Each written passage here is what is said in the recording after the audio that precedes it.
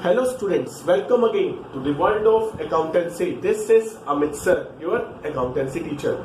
Now through this video, I am going to start revision of one of the most important topic from chapter number 1. The name of that topic is preparation of profit and loss appropriation account.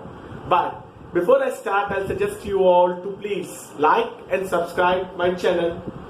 Now in this video, we will learn or revise the properties of profit and loss appropriation account.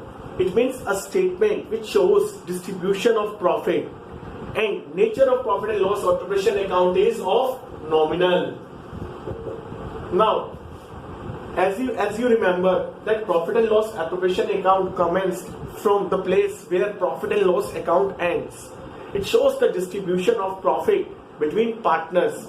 It means the profit which is to be written in profit and loss appropriation account must be written after all charges. Here charges means interest on loan and rent which are payable to a partner.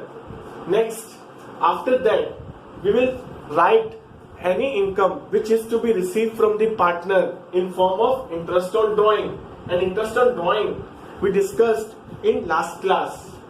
Now the thing which is to be given to a partner are interest on capital. First thing which we have to give to a partner is interest on capital. And while calculating interest on capital, you should remember that interest on capital is always given on opening capital. It means whenever closing capital is given to you, you must calculate opening capital first. If you remember the formula from 11th class in which we learned how to compute closing capital, opening capital plus additional capital minus drawing plus profit will give you closing capital. Once you get the formula for closing capital, when we take all these things towards other side, and we will get the formula for opening capital. That formula is closing capital minus additional capital plus drawing minus profit or plus loss if any. Now once you know how to compute interest on capital, one thing you should also remember: in case of fixed capital given to you is generally opening or closing will be same. Now after knowing interest on capital, next thing which you should remember, that salary.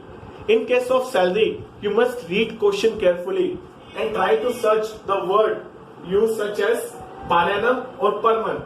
If per annum is there, therefore no need to worry, just write it as it is. But when salary given to you is written with per month, then multiply it with 12 and you will get the salary. Now after computing salary, your next thing which you have to give to a partner is commission. And again, in case of commission, two situations may arise. One, commission may be given after charging such commission or all other expenses, and second, commission may be given before charging such commission but after charging all expenses.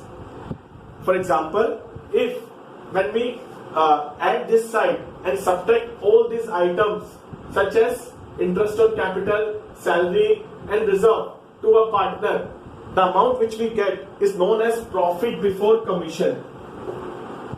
And if after case is there, it means when it is written that commission is to be given after charging such commission, in such situation we will multiply it with rate and divide it by 100 plus rate and we will get the commission.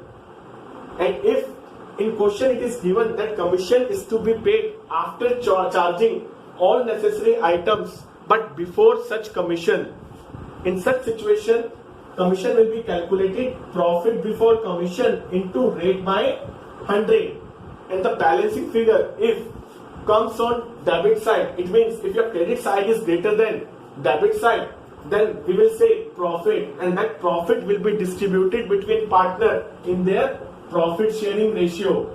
And if balancing figure is coming on credit side, it means when debit side is bigger in comparison to credit side, then we will say loss, and that loss will be transferred to partner's capital account or current account. Why I am using two names, capital account and current account, capital account and current account? If in a question it is clearly mentioned that partners are following fixed capital method, then we will use current account. But if no information is given, then we will assume fluctuating capital account, and in such situation we will write capital account only. Now, after knowing this whole concept, I am doing one practical problem regarding preparation of profit and loss appropriation account for revision. Let's start. Now, in the given problem, three partners are given to us. Name of them are Amit, Vinita, Charu. Are three partners. Their capitals are of rupees 1 lakh, 2 lakh and 3 lakh.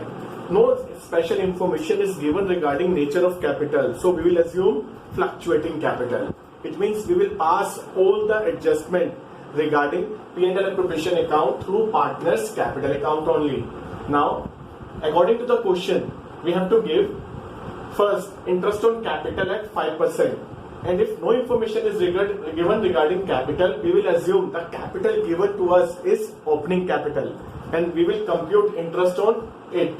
Now, when we compute interest at 5% on 1 lakh, we will get rupees 5,000 as interest. Second interest is of rupees 2 lakh into 5%, that is of rupees 10,000. And third interest is of rupees 3 lakh into 5%, that is of 15,000. In total, we will give 30,000 as interest. Now, after giving interest, next thing which we have to give to a partner, Amit, is salary, and that salary is of rupees 10,000 per month. Here, per month word is given to us. It means we have to multiply it with 12. Now, on multiplying it with 12, you will get 1,20,000 as salary. Now, next thing which we have to give to a partner, Vinita, is commission, and that commission is payable to him at 5% of net profit after charging such commission.